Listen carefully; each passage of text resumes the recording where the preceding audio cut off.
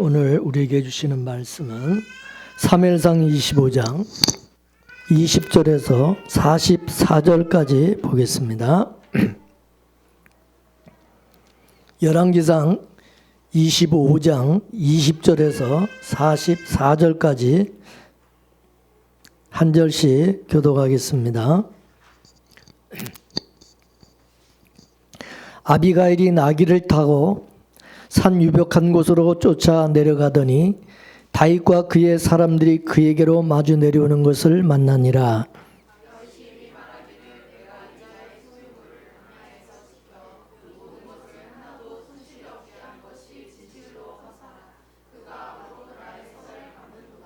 내가 그에게 속한 모든 것 중 한 남자라도 아침까지 남겨두면 하나님은 다윗에게 벌을 내리시고 또 내리시기를 원하노라 하였더라.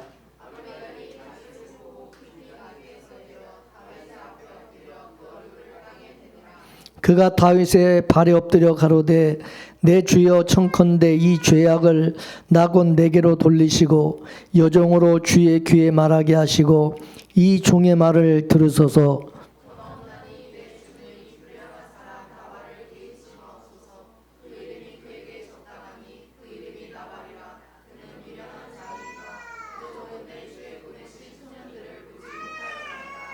내 주여 여호와께서 사시고 내 주도 살아 계시거니와 내 주의 손으로 피를 흘려 친히 보소한 일을 여호와께서 막으셨으니 내 주의 원수들과 내 주를 해하려 하는 자들에게 주게 하시고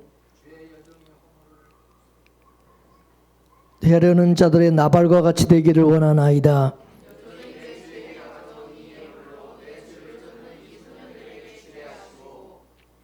주의 여종의 허물을 사여 주옵소서. 여호와께서 반드시 내 주를 위하여 든든한 집을 세우시리니 이는 내 주께서 여호와의 싸움을 싸우시며 내 주의 일생에 내 주에게서 악한 일을 찾을 수 없음이니이다.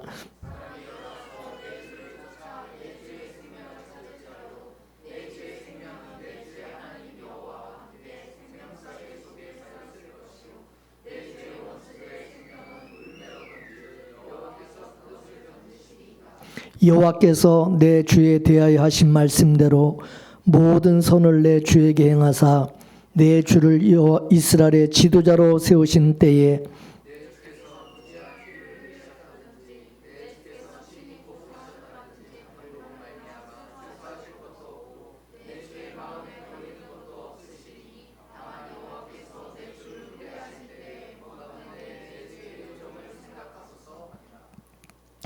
다윗이 아비가일에게 이르되 오늘날 너를 보내어 나를 영접케 하신 이스라엘의 하나님 여호와를 찬송할지로다.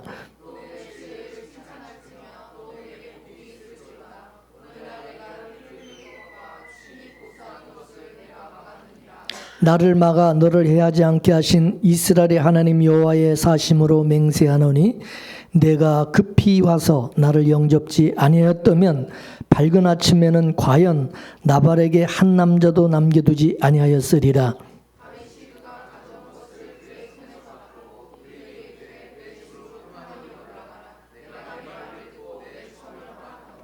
아비가일이 나발에게로 돌아오니 그가 왕의 잔치 같은 잔치를 그 집에 배설하고 되취하여 마음에 기뻐함으로 아비가일이 밝은 아침까지는 다소간 말하지 아니하다가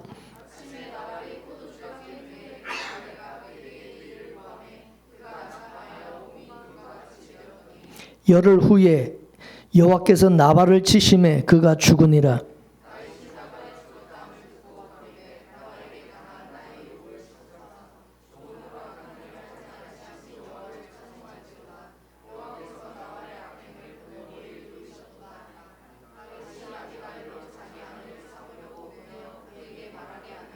다윗의 사환들이 갈멜에 가서 아비가일에게 이르러 그에게 일러 가로되 다윗이 당신을 아내로 삼고자 하여 우리를 당신께 보내더이다.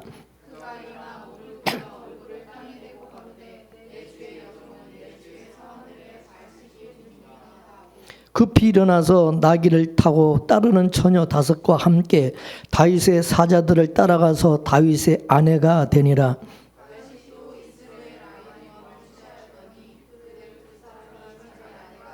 다같이 사울이 그 딸 다윗의 아내 미가를 갈림에 사는 라이스의 아들 발드에게 주었더라. 아멘. 빛에 속한 자와 어둠에 속한 자는요, 살아가는 자세가 다릅니다. 삶의 의미와 가치관도 달라요. 야곱과 같이 장자권을 위해서 떡을 포기하는 사람과 에서와 같이 떡을 위해서 장자권을 포기하는 그런 사람으로 서로에게 모습이 다르다는 거예요. 장자권이라는 것은 하나님의 아들이 되는 거예요. 즉 구원권을 말하는 겁니다.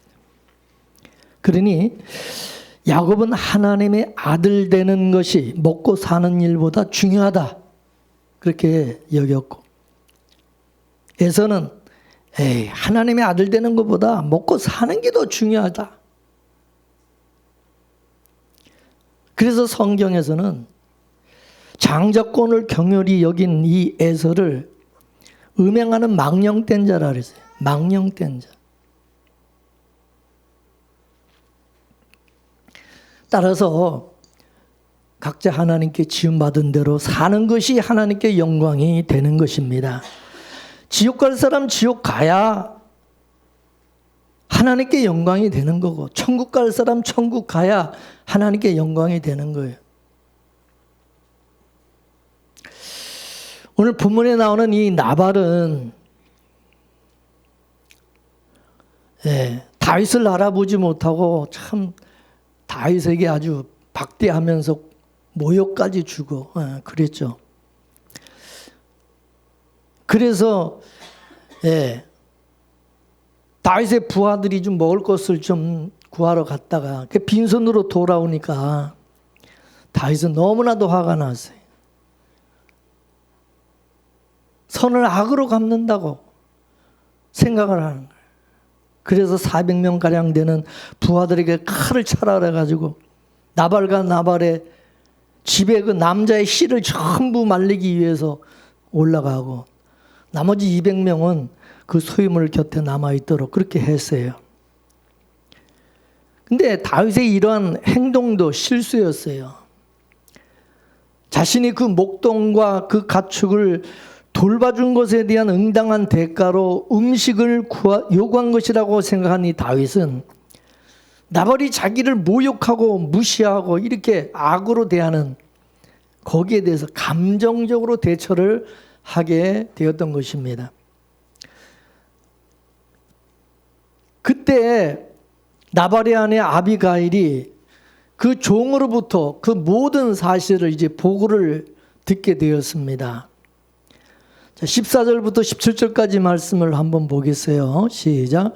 다윗이 우리 주인에게 문하나로 광야에서 사자들을 보내었거늘 주인이 그들을 수욕하였나이다. 우리가 들에 있어 그들과 상종할 동안에 그 사람들이 우리를 매우 선대하였으므로 우리가 상하거나 잃은 것이 없었으니 우리가 양을 지키는 동안에 그들이 우리와 함께 있어 밤낮 우리에게 담이 되었습니다.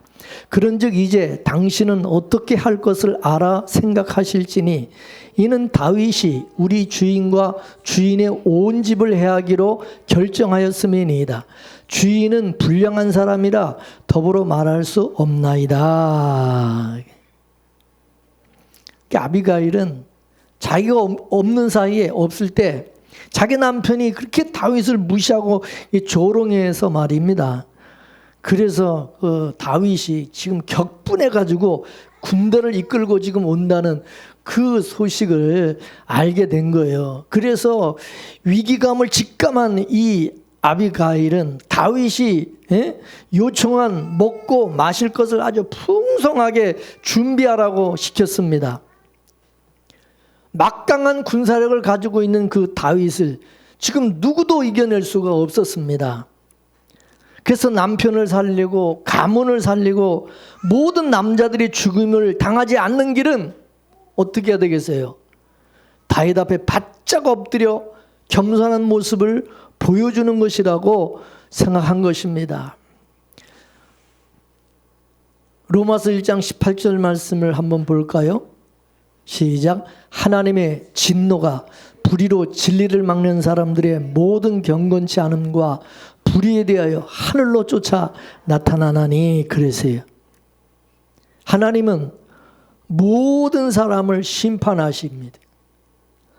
율법이 있든 율법이 없든 그가 행한 대로 심판을 받게 되고 이 심판은 모든 사람에게 해당이 되는 거예요. 하나님이 불로 심판하신다고 그랬어요. 하나님 앞에는 율법을 지킨 자나 안 지킨 자나 동일한 것입니다. 모두가 죄 아래에서 난 사람들이기 때문에 다 똑같은 겁니다. 그래서 인간 스스로는 주님의 진노와 그 불심판을 면할 수가 없는 겁니다. 하나님의 날쌘 그 공의, 그 칼은 이미 우리 인간들의 머리 위에 내리칠 준비가 되어 있으며 지옥은 인간들을 삼키려고 입을 벌리고 있습니다. 하나님의 그러한 진노를 조금도 누그러뜨리거나 진정시킬 수가 없어요. 지옥의 문은 활짝 지금 열려져 있어요. 근데 사람들은 그걸 모르고 있어요.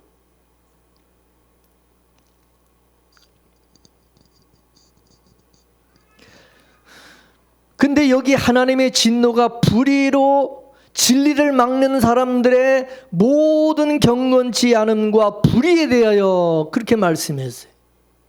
그럼 뭐가 불의냐, 이게 뭐가? 예? 예수님을 영접지 않고 믿지 않는 것이 불의입니다. 예수 그리스도로 말미암아 우리에게 주어지는 하나님의 그 의를 입지 않은 모든 사람은 다 불의한 자다, 그것입니다.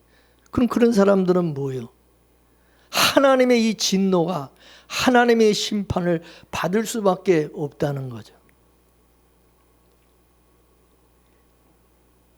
하나님께서 죄인을 용서하심의 그 바탕에는 예수님의 피 흘리심이 있어요.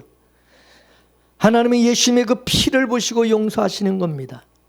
따라서 하나님은 예수 믿는 것을 의롭다 하시는 것입니다. 따라서 우리에게 예수 믿으라고 하는 거예요. 그렇다면 여러분, 하나님의 그 진노와 그 하나님의 심판 앞에 그 지옥의 문이 지금 열려있는 그 상황에서 어떻게 해야 돼요? 예? 모든 사람은 빨리 예수 그리스도 앞에 나와 무릎을 꿇고 예수님을 믿고 영접해야 된다 이거죠.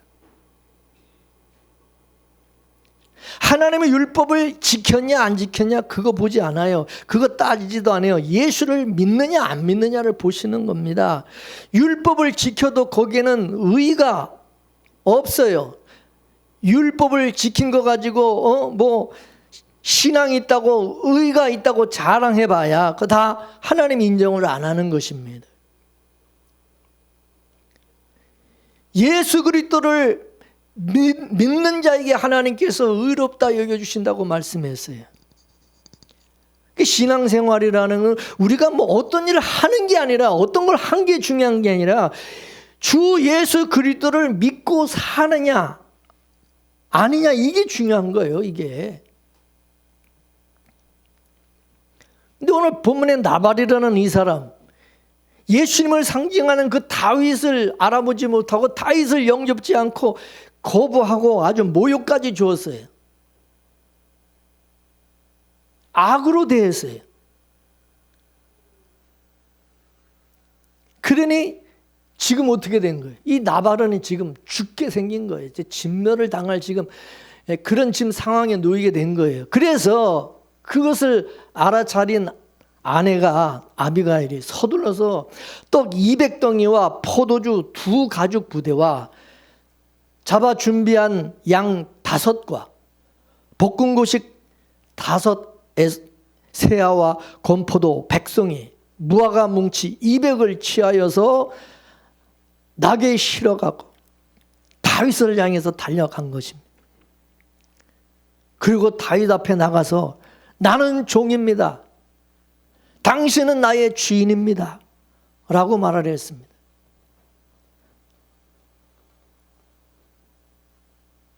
그는 그 발 앞에 납작 엎드리고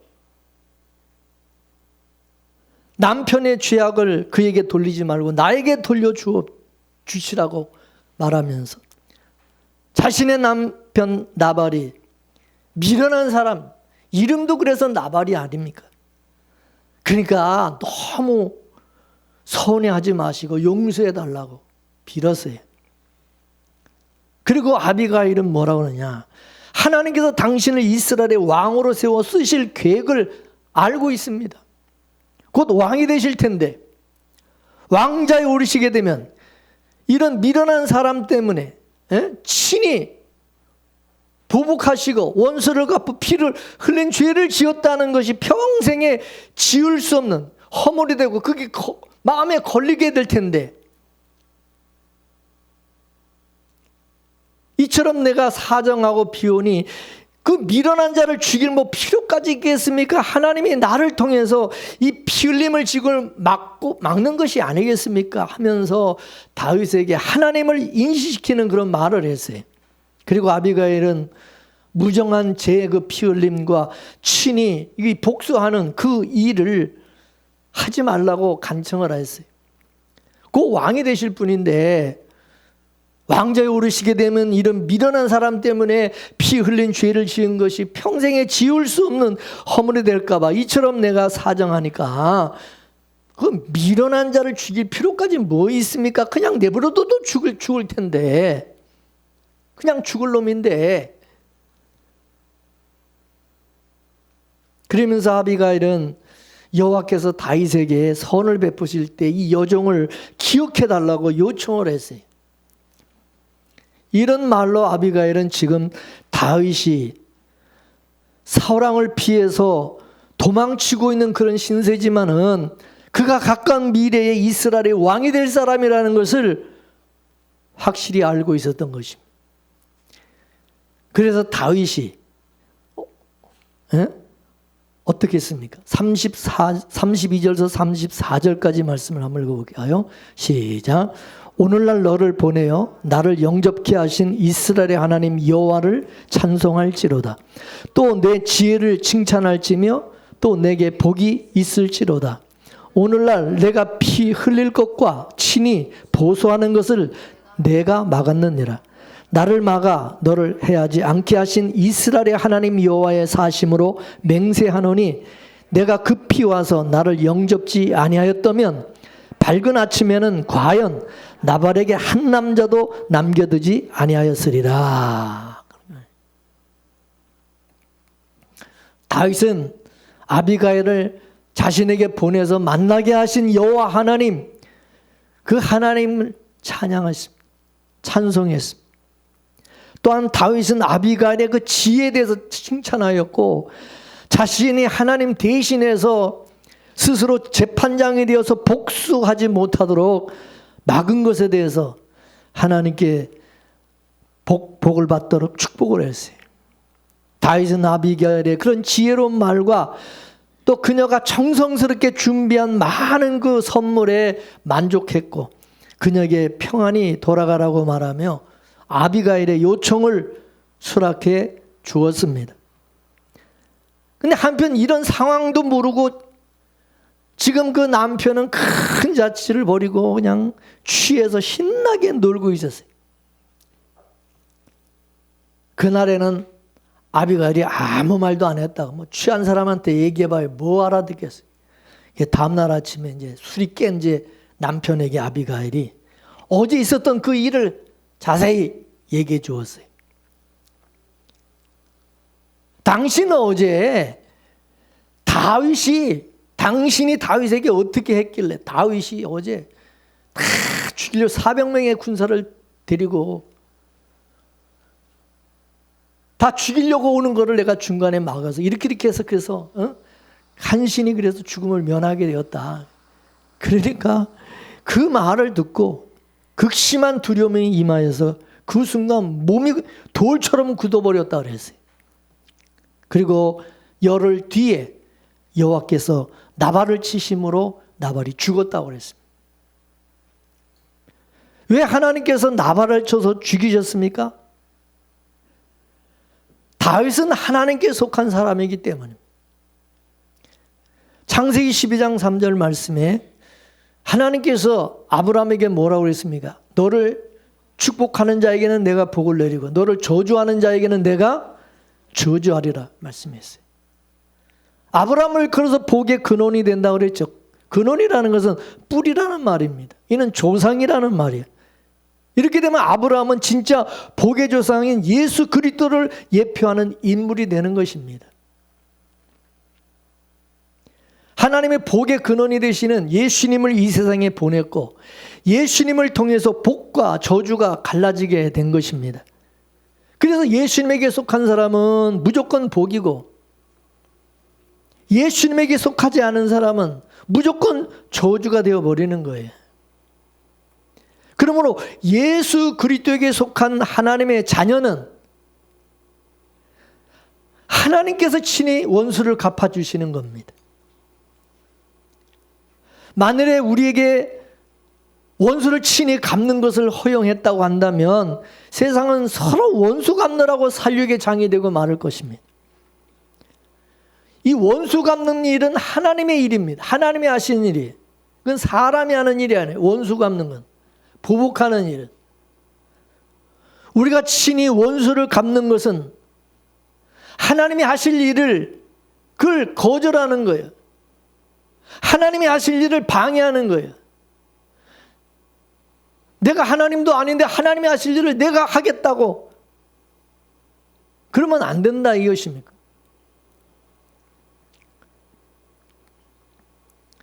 그래서 지금 이 일이 있은 이후 그 다음 26장에 가서 보면요, 다윗이 다시 사울왕에게 원수 갚을 수 있는 그런 기회가 주어졌을 때 다윗은 더 성숙해진 모습을 보여주었어요. 사무엘상 26장 9절에서 10절까지 말씀 보겠습니다. 시작. 다윗이 아비새에게 이르되 죽이지 말라. 누구든지 손을 들어 여호와의 기름 부음 받은 자를 치면 죄가 없겠느냐. 여호와께서 살아계심을 두고 맹세하노니 여호와께서 그를 치시리니 혹은 죽을 날이 이르거나 또는 전장에 나가서 망하리라. 그게 이 다윗은 아비가일을 통해서 깨달은 것입니다. 자기가 원수 안 갚아도 하나님께서 다 사울을 치실 것이고 또 죽는 날이 이르거나 그렇지 않으면 전장에 나가서 죽게 하실 것이라고 그렇게 믿은 것입니다. 하나님은 우리가 원수에게 해야 될 일이 따로 있다고 말했어요. 우리가 할 일은 원수를 갚는 게 아니라 원수에게 우리가 할 일은 뭐냐? 로마서 12장 20절에서 21절 보겠습니다. 시작. 내 원수가 줄이거든 먹이고 목마르거든 마시게 하라. 그리함으로 내가 숯불을 그 머리에 쌓아 놓으리라. 악에게 지지 말고 선으로 악을 이기라. 아멘. 아멘이십니까? 하나님은 공의 하나님이시기 때문에 분명히 친히 그 원수를 갚아주시는 것입니다. 정확하게. 우리는 그러잖아요. 대로받고 말로 뭐라 그러나? 대로 주고 말로 갚는다고. 우리는 한 대 맞으면 두 대. 원수를 갚을 때 여러분 한 대 맞았으니까 한 대 나도 똑같이 한 대 때리냐. 그게 아니라는 거지. 인간은. 보복할 때는. 그래서 하나님은 정확하게 공의 하나님이기 때문에 하나님께서 친히 원수를 갚아주신다는 겁니다.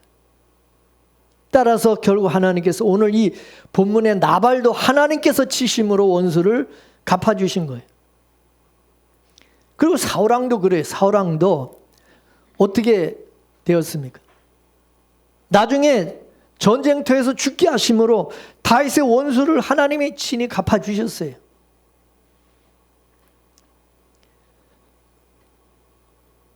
그리고 우리야 장군을 그 전장에 그 제전선에 세워가지고 죽게 해서 그 억울하게 그 죽게 했던 그 우리아 장군의 억울한 죽음도 하나님이 어떻게 갚으셨어요? 다윗에게 칼과 음란이 그 집에서 떠나지 않게 함으로 갚아주셨어요.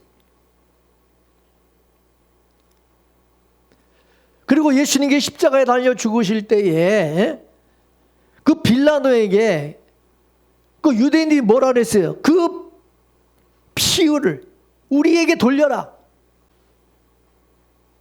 그래서 그들의 말대로 그 예수님의 피가 그들과 그들 자손에게 돌려졌어요. 그래서 여러분, 유대인들이 얼마나 많은 여러분 피를 흘리고 학살을 당하고 죽임을 당한 겁니다. 이스라엘을 멸망시킨 아수르의 그 악행은 하나님께서 바벨론에 의해서 그걸 갚아주셨어요. 유다를 또 멸망시킨 이 바벨론은 어떻게 하나님이 갚으셨어요? 메대와 파사를 통해서 이 바벨론 하나님이 치셔가지고 그 원수를 갚아주셨어요. 지금도 하나님은 하나님의 공의에 따라서 세상을 심판하시고 원수를 친히 갚아주시는 것입니다. 그 억울할 필요가 없다 이거. 하나님이 알아서 다 갚아주신다 이거예요. 최후의 또 심판 날에는 원수들의 모든 악행들이 총체적으로 심판을 받게 되고 영벌에 처하게 될 것입니다. 우리 하나님은 사랑의 하나님이시지만 공의의 하나님이시기도 하고 소멸하는 불이라는 걸 알아야 되는 겁니다. 하나님은 다윗의 그 억울함도 아시지만은 많은 피를 흘리는 것을 막기 위해서 아비가일을 보내신 것입니다. 아비가일은 나발의 아내였지만은 참으로 총명하고 용모가 아름다운 그런 여인이었습니다. 이같이 아비가일의 총명과 아름다움도 나발의 그 완고하고 악한 행실을 교화시킬 수가 없었습니다. 교만이 하늘을 찌를 때는 누구도 말릴 수가 없는 거죠. 그래서 교만은 패망의 선봉이고 넘어짐의 앞잡이라고 말한 것입니다. 하나님은요, 우리를 시험하시고 연단하기 위해서 원수 같은 사람들을 우리 앞에 두시고 그 원수를 또 갚을 수 있는 기회도 주시는 것입니다. 원수 갚을 기회를 주셔요.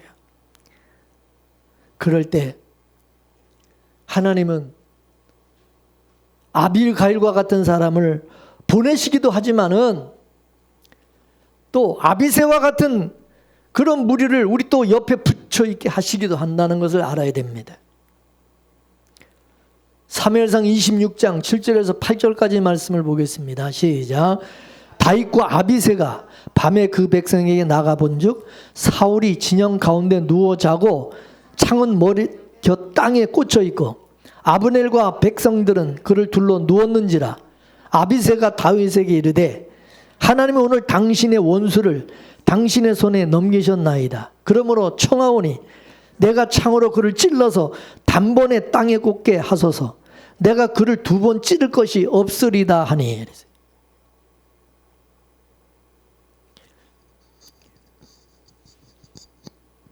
다윗에게 원수를 갚을 수 있는 기회가 왔어요. 사울을 죽일 수 있는 기회가 왔죠. 그때 아비새 장군이 옆에서 다윗에게 하나님께서 오늘 원수를 갚을 수 있는 기회를 주셨습니다. 명령하면 내가 그냥 창으로 그냥 저 사울 왕을 그냥 땅에다 꽂아버리겠습니다.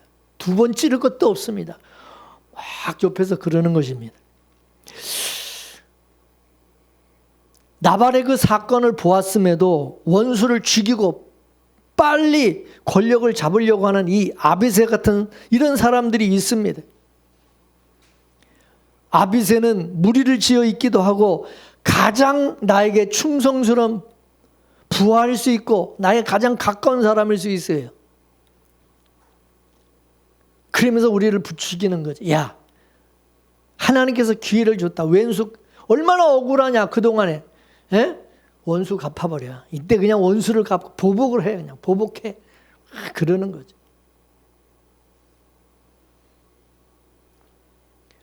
그 그 아비새 같은 그런 그 마음이 우리에게도 있어요. 우리에게도. 그래서 우리도 딴 사람한테 막 그렇게 부추길 수도 있어요. 야, 원수를 갚아 그냥. 보복을 해 그냥. 시원하게 그냥. 그러나 다윗은 아비새의 그 말을 듣지 아니하고 지혜로운 아비가일의 그 말을 기억하고 원수 갚는 것을 그만두었어요. 이 모든 일이 하나님의 손 안에서 일어난 줄 알고 어리석게 행동하지 않았어요. 우리가 하나님 앞에 그리고 하나님 안에 산다는 것을 모르게 되면 그런 우리는 아비새의 그 충동을 따라서 우리는 살아가기 쉽습니다. 그러나 우리는 뭐요? 하나님께 속한 자고 예수 그리스도 안에 있는 사람들이기 때문에 우리는 그렇게 할 수 없다 그것입니다. 그렇게 하면 안 된다는 거예요.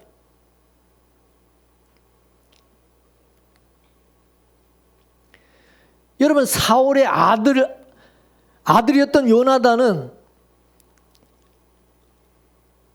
사울 왕의 아들임에도 불구하고 이 다윗을 보는 입장이 다르고 다윗을 대하는 그 태도가 서로 다르잖아요. 아버지와 아들이 서로. 오늘 본문에 이 나발과 아비갈도 마찬가지. 이 두 사람 부부잖아요. 부부인데 이 부부도 다윗을 보는 입장이 서로 다르고 대하는 그 태도가 달라요. 그렇기 때문에 우리가 한 집안에 산다고 그래서 부모 자식이라고 해서 부부라고 해가지고 마음과 생각이 항상 같은 것이 아니다 그거예요. 하나님의 언약이 서로 갈라놓을 수 있다는 사실을 우리는 생각해야 되는 것입니다. 그래서 예수님께서 뭐라고 그랬냐? 마태복음 10장 34절에서 38절까지 우리 다 같이 읽어보겠습니다. 시작. 내가 세상에 화평을 주러 온 줄로 생각하지 말라. 화평이 아니요 검을 주러 왔노라.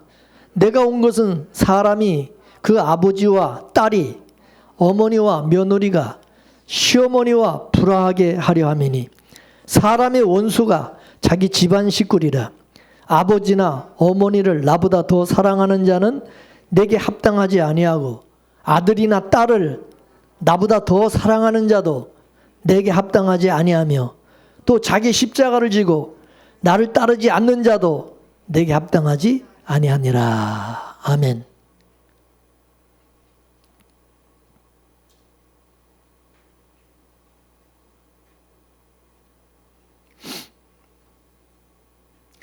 그래서 우리는 예수님을 가운데 두고 중심에 두고 어떻게 하느냐에 따라 이제 이게 나눠지는 거예요.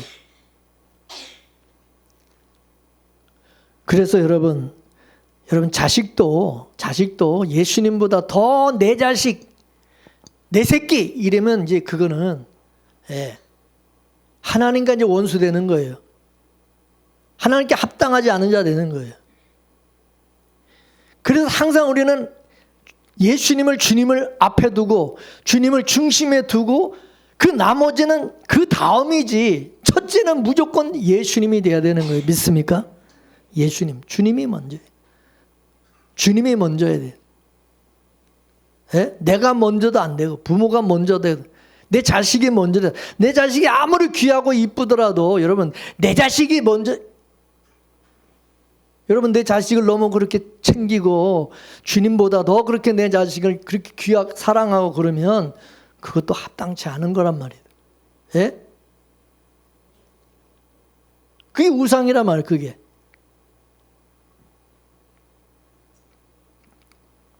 다윗은 누구냐? 다시 오실 메시아를 예표하는 사람입니다. 예수 그리스도를 예표하는 사람이.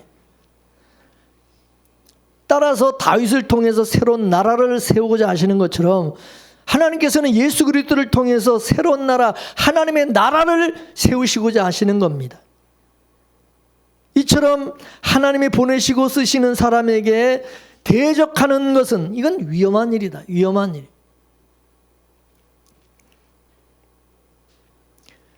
오늘 본문에 보면은 아비가일은요, 자기 남편이 죽은 다음에 어떻게 되세요? 다윗의 아내가 되세요. 다윗의 아내가 돼요. 여러분, 우리가 예수 그리스도를 영접함으로 우리가 뭐가 됩니까? 예수님의 신부가 되는 거와 똑같은 거예요. 아비가일은 자신의 의지하고 함께할 남자는 돈이 있고 힘 있는 남자가 아니라 하나님이 함께 하시고 하나님이 인정하시는 언약 안에 있는 사람이었어요. 언약 안에 있는 사람. 아비가일은 다윗이 어떤 사람이고 장차 왕이 될 뿐이라는 것까지 정확하게 알고 있었어요. 이와 같이 세상 사람들은 예수님을 몰라보죠. 예수님께서 만왕의 왕이 되실 것을 몰라요. 장차 하나님의 나라의 왕이 되실 것을 몰라요. 그런데 우리는 그 예수님이 만왕의 왕이시며 만주의 주가 되심을 우리는 알아보는 자다, 그거예요. 여러분 알아보십니까? 이거를 알아본다는 것이 복이라 이거예요. 이 아비가일은 참 그래서 복 있는 여자다 이거지. 그래서 예수님을 알아보면 아비가일이 되는 거고, 예수님 몰라보면 나발이 되는 거예요. 나발처럼 되는 거예요. 이사야 1장 3절 말씀을 보겠습니다. 이사야 1장 3절 시작. 소는 그 임자를 알고 나귀는 주인의 구유를 알걸만은 이스라엘은 알지 못하고 나의 백성은 깨닫지 못하는도다. 예. 못 알아본다 이게야. 이게 저주야. 깨닫지 못하는 거. 여러분 복이 뭐냐? 하나님의 말씀을 듣는데, 여러분의 말씀을 들을 때, 설교 말씀을 들을 때 정말 이 말씀이 깨달아지고 은혜가 되고 그냥 그걸 막 갖고 복 있는 사람이에요. 그분이 복 있는 사람이에요. 근데 말씀을 들어도 이쪽 귀로 듣고 이쪽 귀로 흘러서 무슨 말씀을 들었는지도 이제 요 교회 딱 나가면 생각도 안 나고 그냥 말씀을 들어도 재미도 없고 또 졸리기만 하고 깨닫지 못. 여러분 그 사람은 저주받은 사람이라는 걸 알아야 돼요. 기분 나빠도 할 수 없어.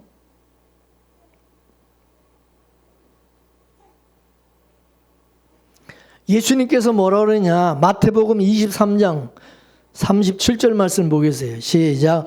예루살렘아 예루살렘아 선지자들을 죽이고 내게 파송된 자들을 돌로 치는 자여, 암탉이 그 새끼를 날개 아래 모음같이 내가 내 자녀를 모으려 한 일이 몇 번이냐? 그러나 너희가 원하지 아니하도다. 그렇게 탄식을 하시고, 스스로 지들이 무슨 선민이라고 자부하는 그런 자들, 그들을 향해서 이 마귀 새끼들, 이 독사의 자식들아. 예? 살모사 새끼는 집 어미도 못 알아보고, 여러분 지 어미를 잡아먹는 게 이 살모사가, 이 독사의 새끼들 같아. 예수 그리스도를 못 알아보는, 주님을 못 알아보는. 그러나 예수 그리스도를 알아보고 전인격적으로 영접하고 늘 그분과 동행하고 예수 그리스도 안에 살아가는 그런 사람은 어둠의 자녀에서 하나님의 자녀로, 마귀 종로로 타던 자가 그리스도의 신부로, 하나님의 왕 같은 제사장으로서 신분의 변화가 일어나게 되는 것입니다. 할렐루야. 오늘날도 예수 그리스도를 아는 자, 믿는 자는 세상의 힘과 부를 가진 그런 자를 따르는 자들이 아니라, 세상에서는 가진 것이 없다 할지라도 언약의 성취자이신 예수 그리스도 안에서 하늘의 것을 바라보고 또 언약을 따르는 그런 자들인 것입니다. 예? 그런 사람은 그리스도 예수 안에서 성취하신 언약 안에 합류된 언약의 백성인 거예요. 그 언약을 보느냐, 세상껏 부와 명예, 세상의 어떤 그 아름다운 뭐 권세, 뭐 명예, 뭐 이런 거를 보느냐. 가진 거 없어도, 뭐 볼 거 없어도 참 믿음 하나 있으면 귀한 사람이야, 복 있는 사람이야. 믿습니까? 그런 걸 봐야지. 돈 많고 뭐 집안 좋고 뭐 잘 나간다고 이런 그거 보고 여러분 내 남편, 나발 같은 사람을 여러분 남편으로 삼고 살아보십시오. 예? 그게 불행이지. 아비가일도 처음에는 이게 이 사람 보는 눈이 없어가지고 이 나발 같은 사람을 남편으로 택해가지고 살았는데 나중에 어떻게 했어요? 재혼하자. 재혼. 다윗에게 재혼. 잘했지. 복 받았지.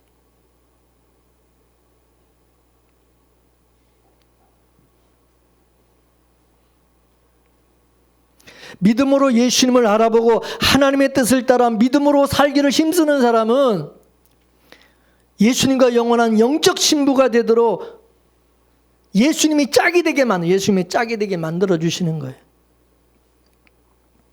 아비가일이 나발을 떠나서 다윗의 아내가 된 것처럼 우리도 육신의 소욕에서 벗어나 예수 그리스도의 신부의 삶을 살아가게 하시는 것입니다. 그리고 우리가 알아야 될 것은 뭐냐? 우리가 그리스도의 신부가 된 것은 하나님께서 우리를 기뻐하시고 우리를 창세전에 택하셨기 때문에 우리에게 된 하나님의 사랑으로 인한 것이라는 것을 알아야 됩니다. 우리가 먼저 사랑한 것이 아니라 하나님이 먼저 우리를 사랑하셨기 때문이라는 거죠.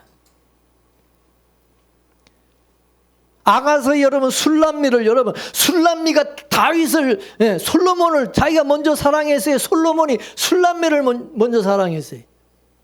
예?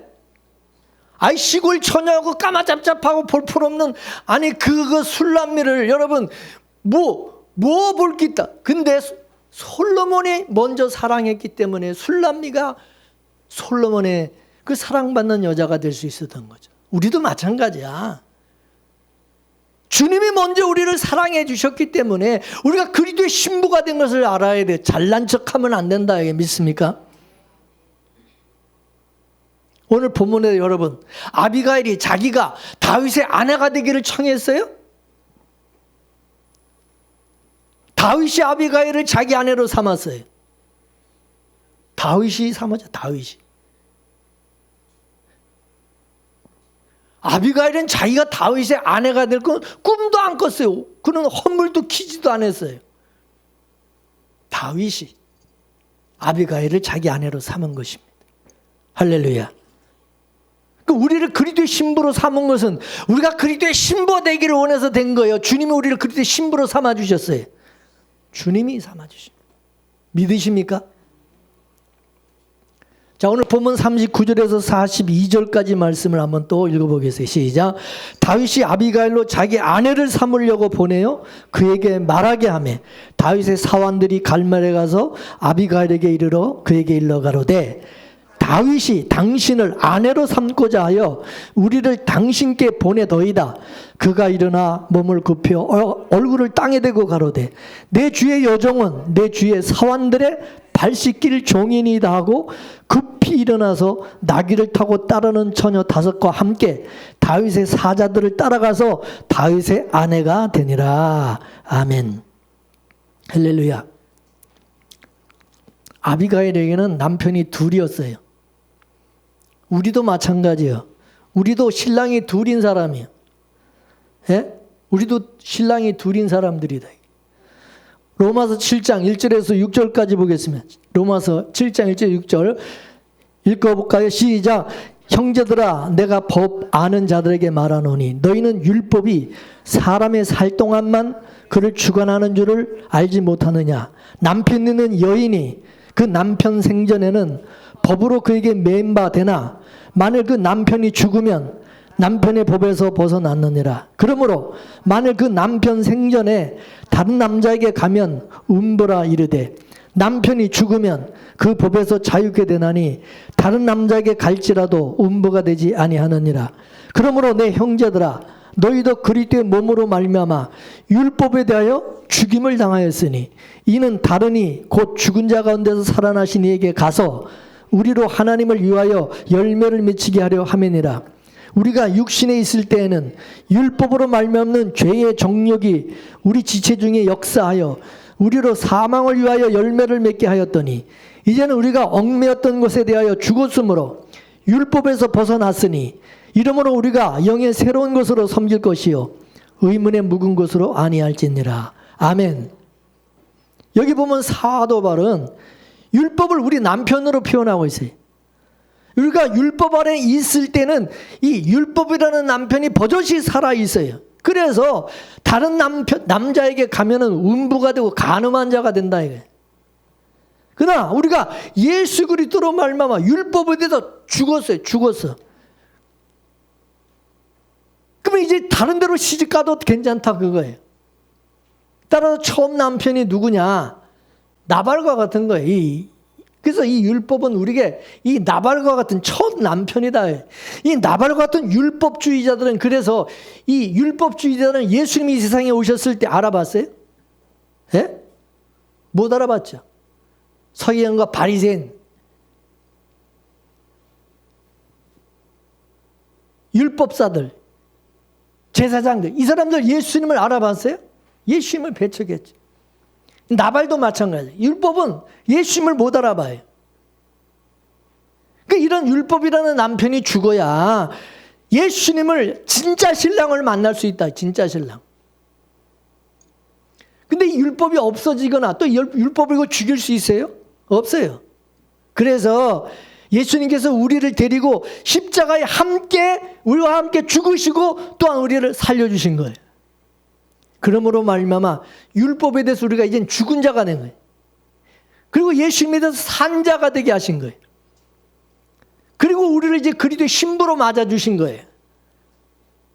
우린 그리스도의 신부될 자격이 하나도 없는 사람이, 더러운 죄인이고 절대 받아들일 수 없는 정말 부정한 여인과 같은 사람들이에요.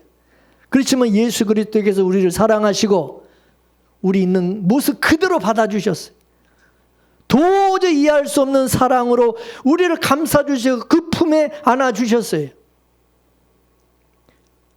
아비가일이 남편인 나발이 죽었을 때 다윗이 자신의 아내로 맞아 주었던 것처럼 우리도 율법에 대해서 죽은 자가 되었을 때, 그때 주님이 우리를 신부로 맞아 주셔서 새로운 신분으로 살아가게 하신 것입니다.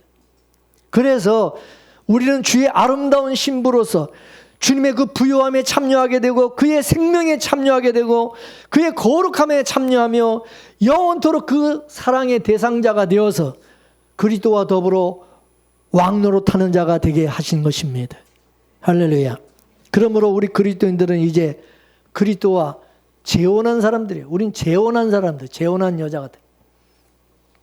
우리 두 번째 신랑 예수님에게 시집을 가는 것을, 이걸 우리는 구원받는 것이라고 말하는 거예요. 구원받는. 두 번째 재혼해서 시집 가는 거를, 이게 구원이라는 거예요. 구원. 이는 마치 룻기서에 나오는 그 룻이 첫 번째 남편이 죽고 베들레헴으로 가가지고 유력한 사람 보아스에게 시집을 가가지고 그 은혜 아래서 살아가게 된 거와 같은 것입니다.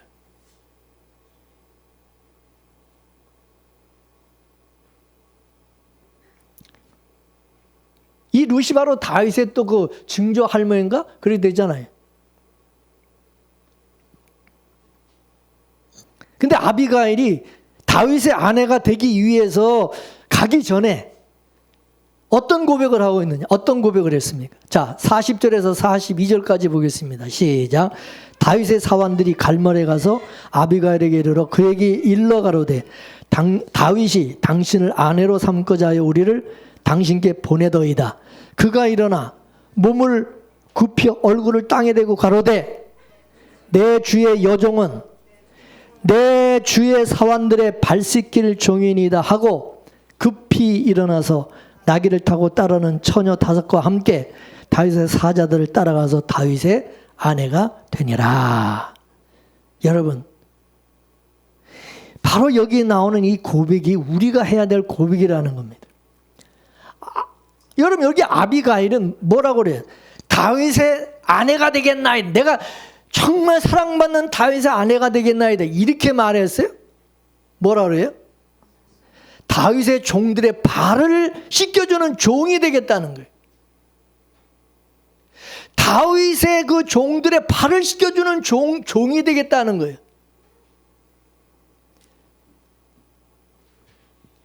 여러분 탕자의 비유에서 둘째 아들이 이제 정신 차리고 아버지 집으로 돌아와서 뭐라고 고백합니까? 그 둘째 아들이 돌아와서 누가복음 15장 21절 말씀 보겠습니다. 시작. 아들이 가로되 아버지여 내가 하늘과 아버지께 죄를 얻었사오니 지금부터는 아버지 아들이라 일컬음을 감당치 못하겠나이다. 탕자는 아버지 품에 안겨서 아버지의 것을 창교와 더불어 허비한 자신은 아들이라 일컬음을 감당할 수 없다는. 그러나 그 아버지는 어떻게 했어요? 그렇게 고백을 하지만 그렇게 말을 하는 그 아들을 어떻게 했어요? 환영하고 아들로 맞아주면서 옷을 입히고 가락지를 끼워주고 신발을 시켜주었어요. 그렇습니다. 구원받은 우리 그리스도인은 전혀 자격이 없는 죄인임에도 하나님의 아들로 신부로 그리스도의 신부로 받아주신 아버지의 은혜 날마다 우리는 감격하여서 열심히 우리는 아버지 집에서 종과 같이 우리는 일하며 살아야 된다. 종처럼. 믿습니까? 물론 하나님의 아들이고 그리스도의 신부예요. 그렇지만 우리는 어떤 자세로 살아야 되느냐? 이 아비갈과 같은 이런 자세로 살아야 된다 이거예요. 탕자는 자기를 아들로 여겨주시기를 바라고 돌아온 게 아니라 품꾼의 하나로 여겨달라고 품꾼의 하나로 여겨주고 품꾼의 하나같이 종가제같이 살겠다고 그러고 돌아온 거예요. 종처럼. 그는 더 이상 아버지 아들이라는 그 신분을 감당할 자격이 없다는 사실을 잘 알고 있는 것입니다.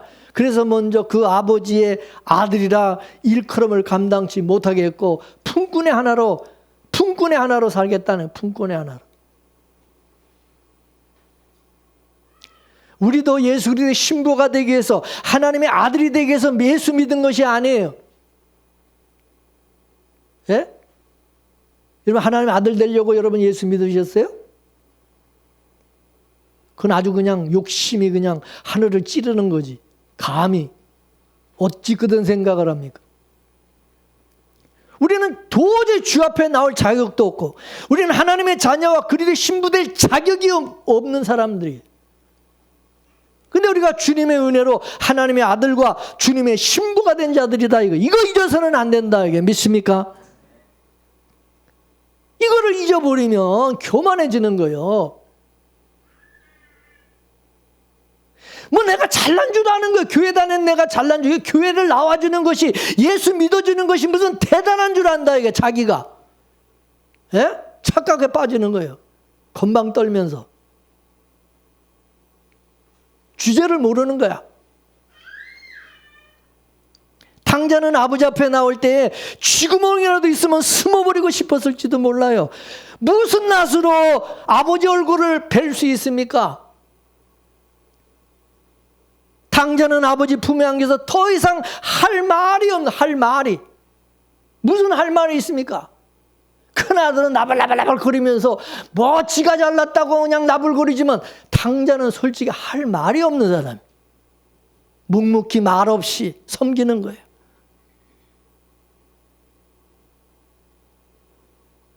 만입이 내게 있으면 그 입 다 가지고 내 주에 주신 은총을 늘 찬송하겠네. 이 찬송가 23장 이게 우리의 고백이 되어야 되는 줄로 믿습니다. 이게 바로 은혜 받은 자의 고백이 되어야 되는 거예요. 우린 그리스도의 신부로 자격이 있어서 된 사람들이 아니라는 걸 알고 절대 교만하고 자만하면 안 된다 그거예요. 아멘이십니까? 우리가 스스로 주님을 위해서 뭘 했다고 자꾸 생각하는 그게 바로 교만이에요. 지금까지 내가 20년, 30년, 50년 교회 다니면서 예수 믿으면서 내가 뭘 자꾸 했다고 봉사했다, 뭘 이렇게 했다는 걸 자꾸 기억하고 자꾸 고개를 빳빳하게 들고 어깨 힘주고 여러분 이게 바로 망령된 자의 모습이다 이것입니다. 우리는 예수를 믿으면서도 끝까지 자기 자존심을 세우려고 자기 체면을 내세우려고 할 때가 많이 있어요. 그러므로 우리는 다 된 줄로 착각하지 말고 항상 자신의 연약함을 깨닫고 부족함을 알고 겸손히 주님의 은혜를 떠나서 살면 안 된다는 것을 알아야 돼요. 그래서 항상 은혜가 왕노릇해야 된다는 거예요. 하나님 은혜가. 하나님의 나라는 그래서 어떤 나라냐? 항상 은혜가 충만하고 은혜로 살아가는 나라가 천국이고 하나님의 나라인 것입니다. 믿습니까? 이같이 은혜가 왕노릇해야지 우리가 기쁨으로 하나님 앞에 나와서도 또 겸손과 온유함으로 섬길 수가 있다 이것입니다. 그러나 이제 은혜가 떨어지고 은혜가 없으면 이제 어떻게 하냐면 이제 자기가 큰 소리 치는 거야. 자기 목소리를 크게 내면서 잘난 척하고 그냥 지가 주인으로 타려고 그러고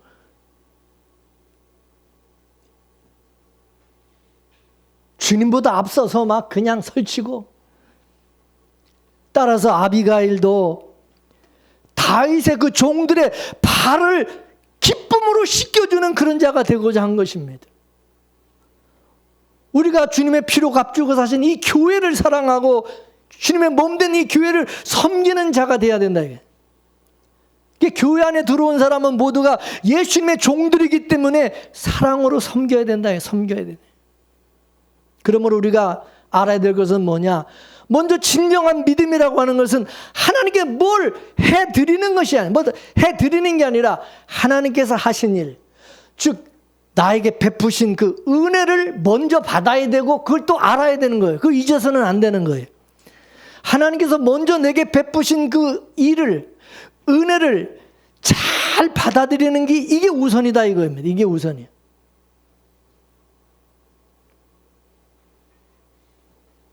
이거 모르면 큰일 나는 거예요.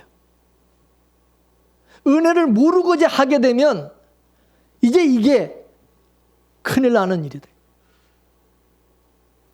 주님께서 내 발을 그래서 씻겨주신다고 그럴 때 발을 예수님 앞에 내놓는 것이 그게 겸손이에요. 예수님께서 제자 베드로의 발을 씻겨주려고 그러니까 이거 안 됩니다. 안 됩니다. 이 절대로 여러분 그렇게 하면 안 된다 이거. 내가 씻겨드려야죠. 내가 예수님의 발을 씻겨드려야죠. 우리는 그렇게 다 생각해. 베드로처럼 교회 나와서도 주님이 내 발을 씻겨드리기를 우리는 내밀어야 되는데 어이구 감히 내가 예수님을 섬겨드려야죠. 내가 예수님의 발을 씻겨드려야죠. 이렇게 생각한다 이게. 그래서 초신자도 금방 교회 나와가지고 뭔가 자기가 교회를 위해서 뭘 자꾸 하려고 그런다 이게. 받으려고 할 생각은 안 하고.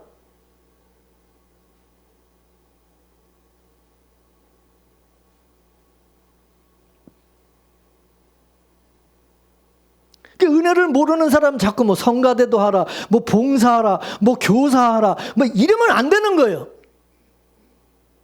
큰일 나는 거예요. 그 사람 이제 나중에 완전히 망치는 거예요. 그 사람.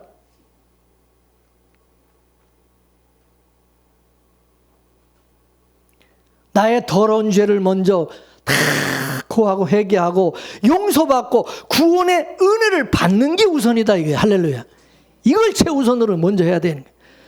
그리고 그 은혜를 받고 살아가는 자로서 베드로처럼 겸손히 은혜로 이제 다른 사람의 발을 씻겨주는 그런 자가 돼야 된다는 것입니다. 또 그렇게 그래야 될 수 있는 것입니다. 그러므로 나에게 은혜를 주신 것은 뭐야? 종으로 섬기는 자가 되라고 주신 거예요. 은혜를. 따라서 교회에서는 은혜를 많이 받으면 받을수록 종의 자리에서 섬기는 자가 되는 것입니다. 그래서 교회에서 여러분 목사가 제일 잘 섬기는 자가 돼야 되는 거고, 그 다음 또 누가 잘 섬겨야 되겠어요? 장로님, 권사님, 집사가 제일 잘 섬기는 사람이 돼야 된다. 맞습니까? 천국에서 제일 잘 섬기는 사람이 누구냐? 천국에서 제일 잘 섬기는 사람이 왕이요. 왕이 되는 거예요. 왕. 그 예수님이 섬김의 왕이에요. 섬김의 왕. 나는 섬기러 왔다 그러잖아요. 천국에서 왕 노릇하는 게 뭔지 아세요? 왕 노릇하는 게 천국에 사람들은 착각해. 천국 가면 왕 노릇하는 것은 대접받는 줄 알아요. 이렇게 대접받고 대우받는 게 왕 노릇하는. 천만의 말씀. 천국에서 왕 노릇한다는 얘기는 뭐냐? 왕 노릇하는 건 섬기는 것을 잘 섬기는 노릇을 한다 그게. 믿습니까? 천국 천국에는 잘 섬기는 자가 왕노릇하는 거예요. 착각하지 마세요.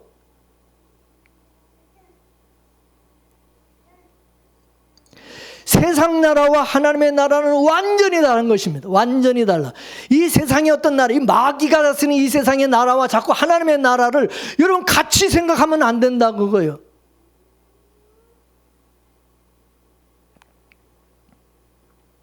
여러분 가정에서도 나이 많은 부모님이 섬기듯이 부모님의 섬김으로 자식들이 자라나잖아. 어린 자식들이 자라가듯이.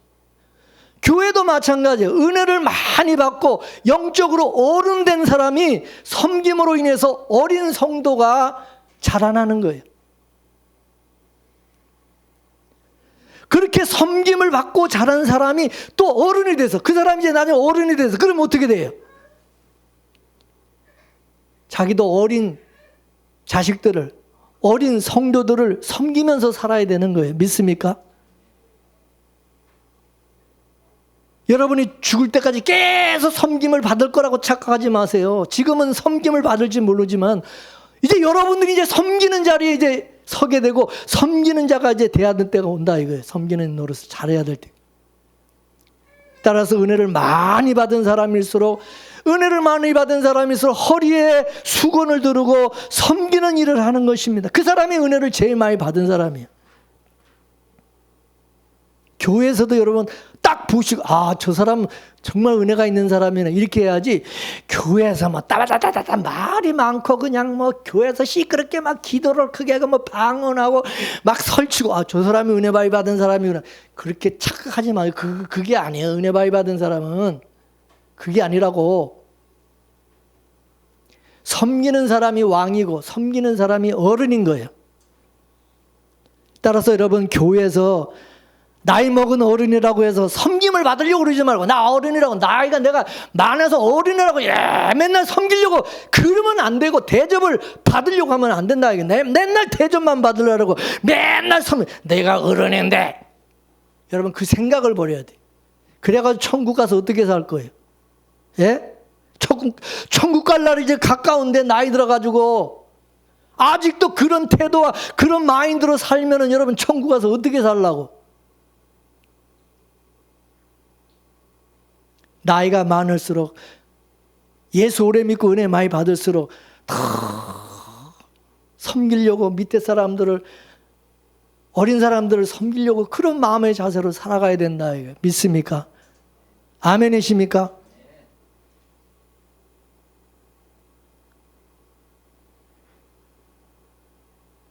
어린아이가 돼야 되는데 어린아이가 자꾸 어른이 되려면 안 된다. 어른이 되려 나이가 먹을수록 아이가 돼야지. 여러분 그러잖아요. 세상에서도 나이가 먹으면 애기가 된다고. 자꾸 어른이 되려고 그러면 안 된다 이거예요. 아비가일은 구원받고 은혜 받은 자의 모습이 어떠한 건가를 잘 우리에게 보여주고 있는 겁니다. 하나님의 은혜는 나를 위해서 은혜를 준 게 아니라 섬기라고 준 거예요. 다른 사람 섬기라고 나에게 은혜 주시고 은사도 주신 거예요. 아멘이십니까? 물어보겠습니다. 여러분의 몸의 지체 중에서 나를 섬기라고 나를 섬겨달라 그러는 지체가 있어요? 있어요 없어요? 손이 맨날 나보고 섬겨달라 그래요? 눈이 나보다 맨날 섬겨달라 그래? 발이 날마다 나를 섬겨달라고 그러냐고. 섬기는 거예요. 섬겨. 다른 지체를 섬기잖아. 여러분 곡식이 익으면 자연적으로 여러분 고개가 숙여지듯이 은혜를 받으면 받을수록 누가 시키지 않아도 겸손하게 섬기는 자가 되는 것입니다. 이게 십자가의 도예요. 이게 십자가의 도야. 그래서 십자가 이 도가 세상 사람들이 볼 때는 미련한 거야. 그러나 우리는 이게 뭐야? 지혜고 능력이에요. 할렐루야. 우리는 그걸 아는 거예요. 그리스도의 신부된 자는 다 주님의 은혜와 사랑을 받은 자로서 그리스도로 인하여 더 큰 기쁨과 만족과 감사가 있어야 되고 아비갈과 같이 겸손히 잘 섬기는 자로 살아가야 된다 이것입니다. 우리는요 내가 하고 싶은 대로 살 수가 없어요. 우리는 왕의 사랑을 받은 자답게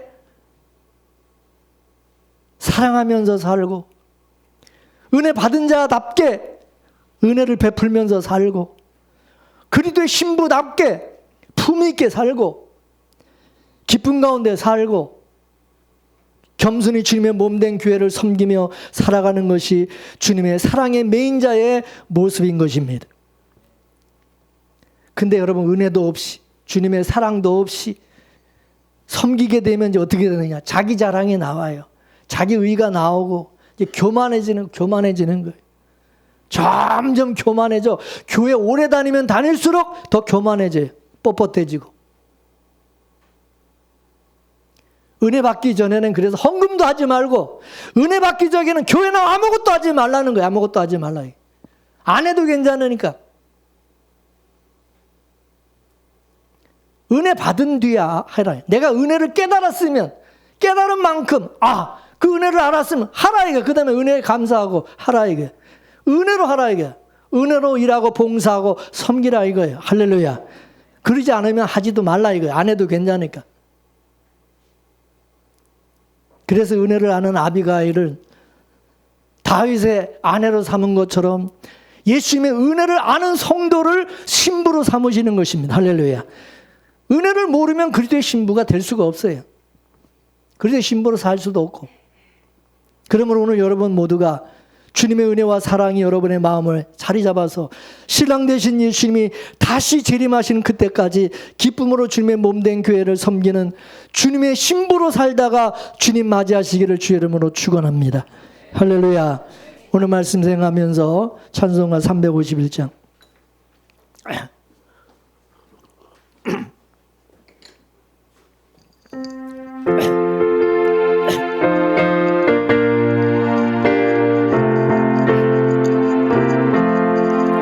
날 대속하신 예수께 내 생명 모두 드리니 늘 진실하게 하소서. 내 구주 예수여, 나 구주 위에 살리라. 내 기쁨 한량 없으리. 갈 길 인도하소서. 내 구주 예수여, 날 구원하신 예수를 일평생 의지하오니 날 영접하여 주소서. 내 구주 구주 위에 살리라. 내 기쁨 한량 없으리. 내 갈 길 인도하소서. 내 구주 예수여, 주 십자가에 달리사 날 자유하게 했으니 내 몸과 마음을 주 위에 다스게 하소서. 나 구주 위에 살리라. 내 기쁨 한량 없으리. 내 갈 길 인도